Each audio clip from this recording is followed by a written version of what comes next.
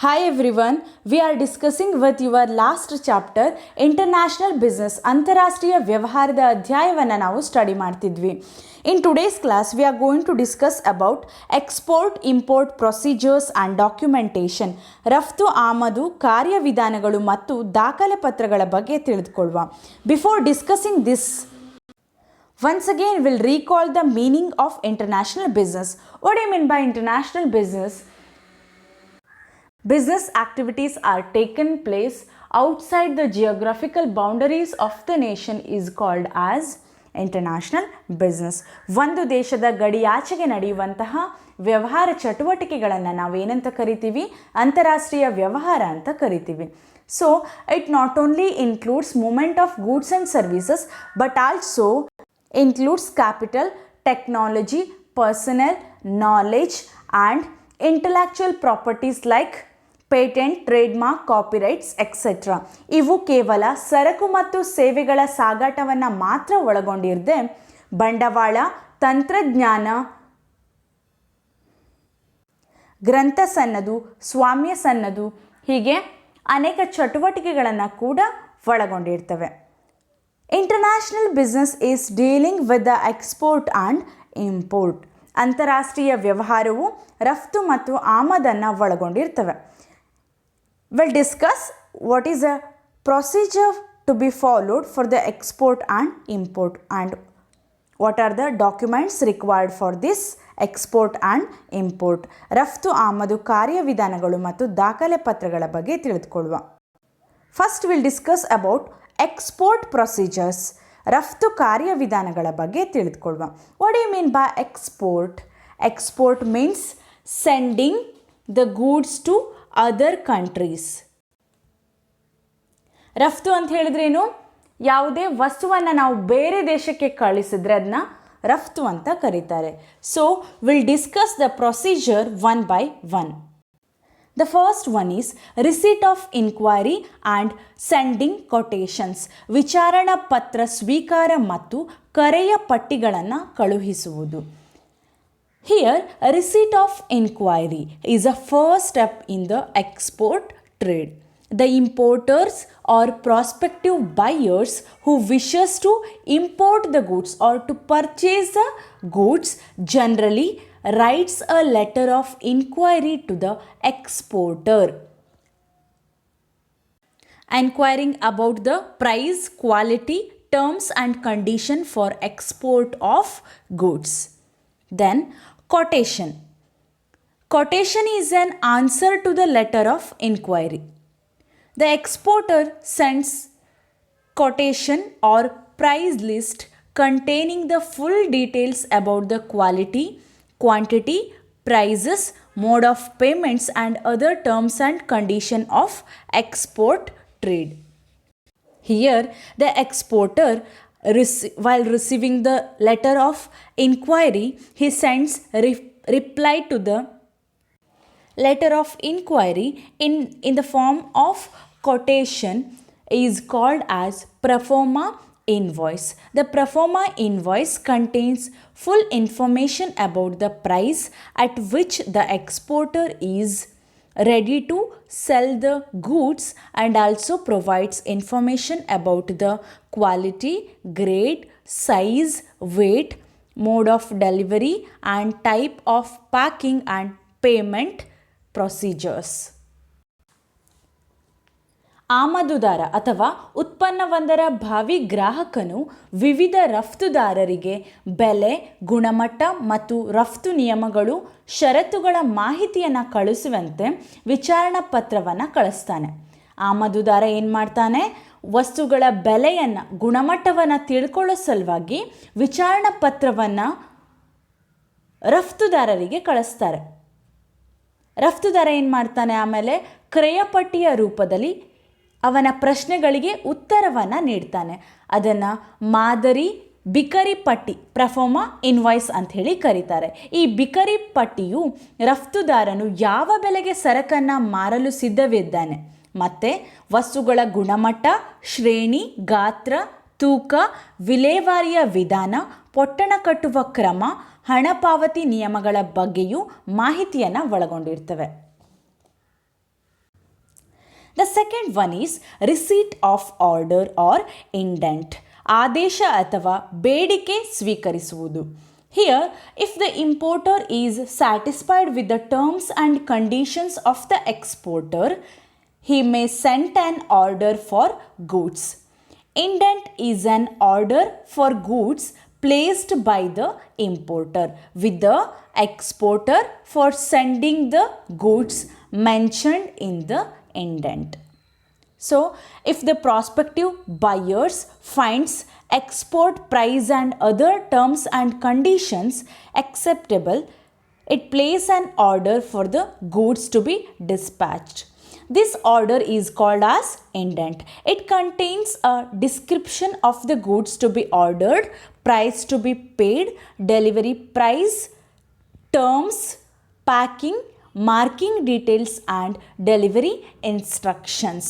ಆದೇಶ ಅಥವಾ ಬೇಡಿಕೆಯನ್ನು ಸ್ವೀಕರಿಸುವುದು. ಇಲ್ಲಿ ಮೊದಲಿಗೆ ಆಮದುದಾರ ಏನು ಮಾಡ್ತಾನೆ, ವಿಚಾರಣಾ ಪತ್ರವನ್ನು ಕಳಿಸ್ತಾನೆ ರಫ್ತುದಾರನಿಗೆ. ನಂತರ ರಫ್ತುದಾರ ಅದಕ್ಕೆ ಉತ್ತರವಾಗಿ ಕ್ರಯಪಟ್ಟಿಯನ್ನು ಕಳಿಸ್ತಾನೆ. ಇದಾದ ನಂತರ ಭಾವಿ ಗ್ರಾಹಕ ಅಂದರೆ ಆಮದುದಾರನಿಗೆ ರಫ್ತಿನ ಬೆಲೆ ಮತ್ತು ಇತರ ನಿಯಮಗಳು ಷರತ್ತುಗಳು ಒಪ್ಪಿಗೆ ಆದರೆ ಸರಕುಗಳ ರವಾನೆಗಾಗಿ ಆದೇಶವನ್ನು ಸಲ್ಲಿಸ್ತಾನೆ. ಈ ಆದೇಶವನ್ನು ಏನಂತ ಕರೀತಾರೆ, ಇಂಡೆಂಟ್ ಅಂತ ಹೇಳಿ ಕರೀತಾರೆ.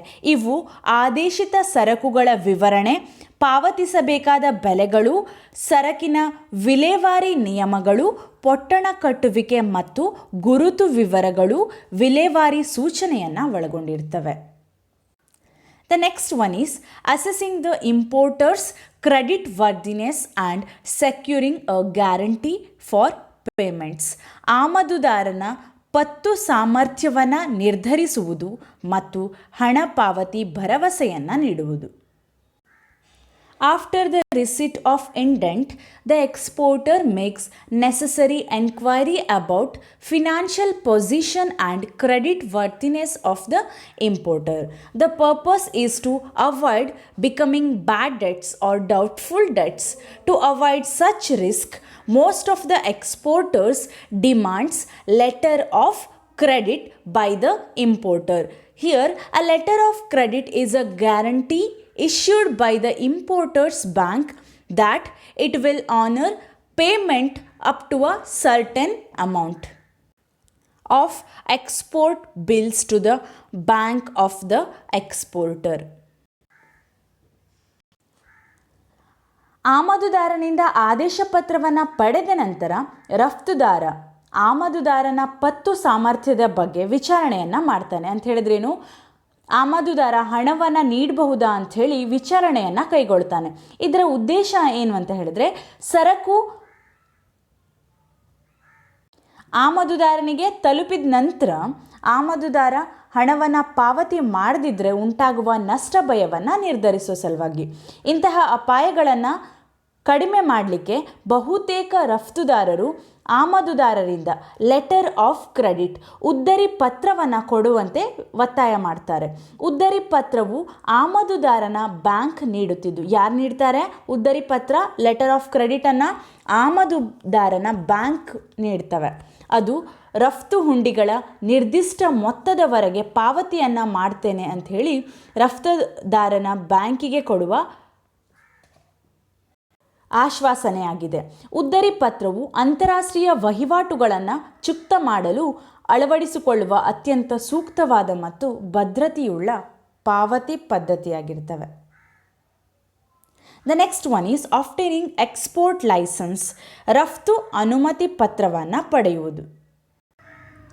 After confirming about the credit worthiness of the importer, the exporter has to obtain export license to export the goods.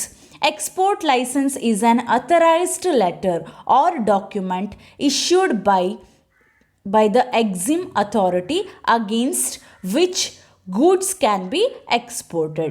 He is also required to obtain IEC Import-Export Code number from the Directorate General for Foreign Trade DGFT or from the Regional Import-Export Licensing Authority.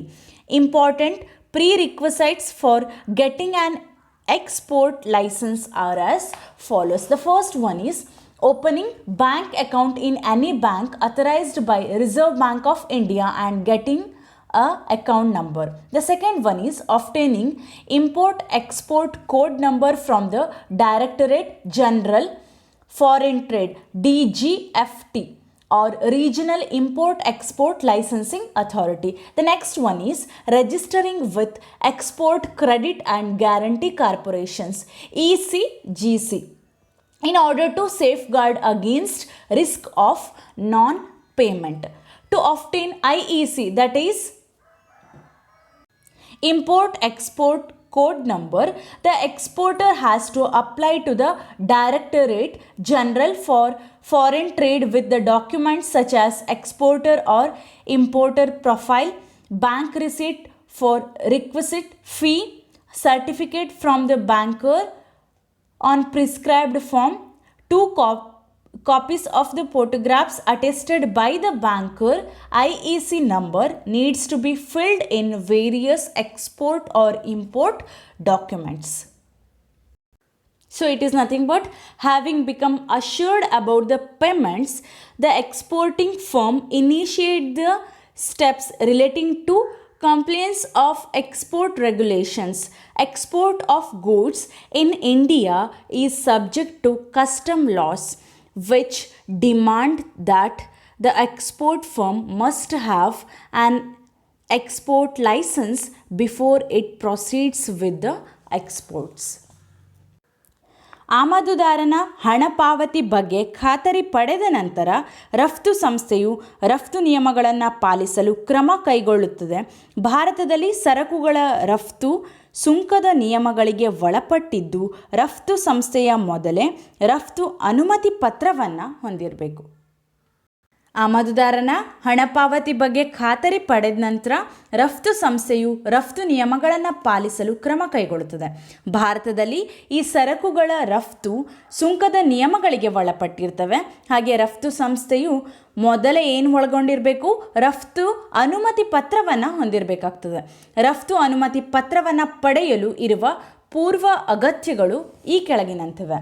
ಮೊದಲನೇದು, ಭಾರತೀಯ reserve ಬ್ಯಾಂಕಿನಿಂದ ಮಾನ್ಯತೆಯನ್ನು ಪಡೆದ ಯಾವುದೇ ಒಂದು ಬ್ಯಾಂಕಿನಲ್ಲಿ ಖಾತೆಯನ್ನು ತೆರೆದು ಖಾತೆಯ ಸಂಖ್ಯೆಯನ್ನು ಪಡೆಯುವುದು. ಎರಡನೇದು, ವಿದೇಶಿ ವ್ಯಾಪಾರ ಪ್ರಧಾನ ನಿರ್ದೇಶಾಲಯ ಡೈರೆಕ್ಟರೇಟ್ ಜನರಲ್ ಫಾರಿನ್ ಟ್ರೇಡ್ ಇದರಿಂದ ಅಥವಾ ಪ್ರಾದೇಶಿಕ ಆಮದು ರಫ್ತು ಅನುಮತಿ ನೀಡುವ ಅಧಿಕಾರಿಗಳಿಂದ ಆಮದು ರಫ್ತು ಸಂಕೇತ import export code that is IEC ಅನ್ನು ಪಡೆಯೋದು. ಮೂರನೇದು, ಸೂಕ್ತವೆನಿಸಿದ ರಫ್ತು ಪ್ರವರ್ಧನಾ ಸಂಸ್ಥೆಯಲ್ಲಿ ಹೆಸರನ್ನು ನೋಂದಾಯಿಸುವುದು. ನಾಲ್ಕನೇದು, ಹಣ ಪಾವತಿಸಿದ ತೊಂದರೆಗಳಿಂದ ರಕ್ಷಣೆಯನ್ನು ಪಡೆಯಲು ರಫ್ತು ಪತ್ತು ಮತ್ತು ಭರವಸೆ ನಿಗಮ export credit and guarantee corporation ECGCದಲ್ಲಿ ಹೆಸರನ್ನು ನೋಂದಾಯಿಸುವುದು. ಈ ಪೂರ್ವ ಅಗತ್ಯಗಳನ್ನು ಪೂರೈಸಿದರೆ ಮಾತ್ರ ರಫ್ತು ಅನುಮತಿ ಪತ್ರವನ್ನು ಪಡೆದುಕೊಳ್ಳಲಿಕ್ಕೆ ಸಾಧ್ಯವಿದೆ. The next one is obtaining pre-shipment finance. ರವಾನಾ ಪೂರ್ವ ಹಣಕಾಸನ್ನು ಪಡೆಯುವುದು. After obtaining the export license and IEC number, the exporter approaches his banker for obtaining pre-shipment finance to undertake production. In other words, it is a finance needed by the exporter for the procurement of raw materials, semi-finished goods and other components. Once a confirmed order and also a letter of credit have been received, the exporter approaches his banker for obtaining pre-shipment finance to undertake export production. This pre-shipment finance is a finance that the exporter needs for procuring raw materials and other components for processing and packing of goods and transportation of goods to the port of shipment. ರಫ್ತುದಾರನು ಆಮದುದಾರನಿಂದ ಆದೇಶವನ್ನು ಮತ್ತು ಭರವಸೆ ಪತ್ರವನ್ನು ಪಡೆದ ನಂತರ ಉತ್ಪಾದನೆಗಾಗಿ ಅಂದರೆ ರಫ್ತಿನ ಉತ್ಪಾದನೆಯನ್ನು ಕೈಗೊಳ್ಳಲಿಕ್ಕೆ ರವಾನಾ ಪೂರ್ವ ಹಣಕಾಸನ್ನು ಪಡೆಯಲು ತನ್ನ ಬ್ಯಾಂಕರನ್ನು ಕೋರ್ತಾನೆ. ಸರಕನ್ನು ಉತ್ಪಾದಿಸಲು ಅವಶ್ಯಕವಿರುವಂತಹ ಕಚ್ಚಾ ಪದಾರ್ಥಗಳ ಸಂಗ್ರಹ, ಬಿಡಿ ಭಾಗಗಳು, ಪ್ರಕ್ರಿಯಾ ವೆಚ್ಚ, ಪೊಟ್ಟಣ ಕಟ್ಟುವುದು ಮತ್ತು ರವಾನಾ ಬಂದರಿಗೆ ಸರಕನ್ನು ಸಾಗಿಸಲಿಕ್ಕೆ ರಫ್ತುದಾರನಿಗೆ ಅಗತ್ಯವಿರುವಂತಹ ಬಂಡವಾಳವೇ ಈ ರವಾನಾ ಪೂರ್ವ ಹಣಕಾಸು ಆಗಿರ್ತದೆ. The next procedure is production or procurement of goods.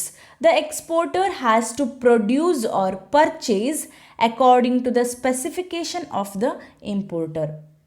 Having obtained the pre-shipment finance from the bank for purchasing the raw materials and for the production and for the transportation of goods. So, the exporter proceeds to get the goods ready as per the specification of the importers. Either the firm itself goes in for producing the goods or else it buys from the market. ರವಾನಾ ಪೂರ್ವ ಹಣಕಾಸನ್ನು ಬ್ಯಾಂಕ್ನಿಂದ ಪಡೆದ ನಂತರ ರಫ್ತುದಾರ ಆಮದುದಾರನ ನಿರ್ದಿಷ್ಟ ಸೂಚನೆಗಳಿಗೆ ಅನುಸಾರವಾಗಿ ಏನು ಮಾಡ್ತಾನೆ, ಸರಕನ್ನು ಸಿದ್ಧಪಡಿಸ್ತಾನೆ ಅಥವಾ ಉತ್ಪಾದನೆಯನ್ನು ಮಾಡ್ತಾನೆ. ಇದಕ್ಕಾಗಿ ಸಂಸ್ಥೆಯು ಸ್ವತಃ ತಾವೇ ಉತ್ಪಾದನೆಯಲ್ಲಿ ತೊಡಗ್ತವೆ ಅಥವಾ ಮಾರುಕಟ್ಟೆಯಿಂದ ವಸ್ತುಗಳನ್ನು ಖರೀದಿ ಕೂಡ ಮಾಡ್ತವೆ. It is about production or procurement of goods, ಸರಕುಗಳ ಉತ್ಪಾದನೆ ಅಥವಾ ಖರೀದಿ. So in this class we discussed about international business, meaning of export, what are the procedures involved in export. So we discussed the first one is receipt of inquiry and sending quotations. Second one is receipt of order or indent. The next one is assessing importers' credit worthiness and securing a guarantee for payments. Next one is obtaining export license. Fifth one is obtaining pre-shipment finance. Next one is production or procurement of goods. ನಾವು ಇವತ್ತಿನ ಕ್ಲಾಸಲ್ಲಿ ಅಂತಾರಾಷ್ಟ್ರೀಯ ವ್ಯವಹಾರ ಹಾಗೆ ರಫ್ತುಗಳ ಕಾರ್ಯವಿಧಾನವನ್ನು ತಿಳ್ಕೊಳ್ತಾ ಹೋಗಿದ್ವಿ. ಮೊದಲನೆಯದಾಗಿ ವಿಚಾರಣಾ ಪತ್ರದ ಸ್ವೀಕಾರ ಮತ್ತು ಕ್ರಯಪಟ್ಟಿಯನ್ನು ಕಳಿಸುವುದು, ಆದೇಶ ಅಥವಾ ಬೇಡಿಕೆಯನ್ನು ಸ್ವೀಕರಿಸುವುದು, ಆಮದುದಾರನ ಪತ್ತು ಸಾಮರ್ಥ್ಯವನ್ನು ನಿರ್ಧರಿಸುವುದು ಮತ್ತು ಹಣ ಪಾವತಿ ಭರವಸೆಯನ್ನು ಪಡೆಯುವುದು, ರಫ್ತು ಅನುಮತಿ ಪತ್ರವನ್ನು ಪಡೆಯುವುದು, ರವಾನಾ ಪೂರ್ವ ಹಣಕಾಸು ಪಡೆಯುವುದು, ಸರಕು ಉತ್ಪಾದನೆ ಅಥವಾ ಖರೀದಿ ಇವನ್ನು ನೋಡಿದ್ವಿ. About the next point will discuss in the next classes. ಬಾಕಿ ಉಳಿದಿರುವಂತಹ ಪಾಯಿಂಟ್ಸ್ಗಳ ಬಗ್ಗೆ ನೆಕ್ಸ್ಟ್ ಕ್ಲಾಸಲ್ಲಿ ಡಿಸ್ಕಸ್ ಮಾಡುವ. Thank you.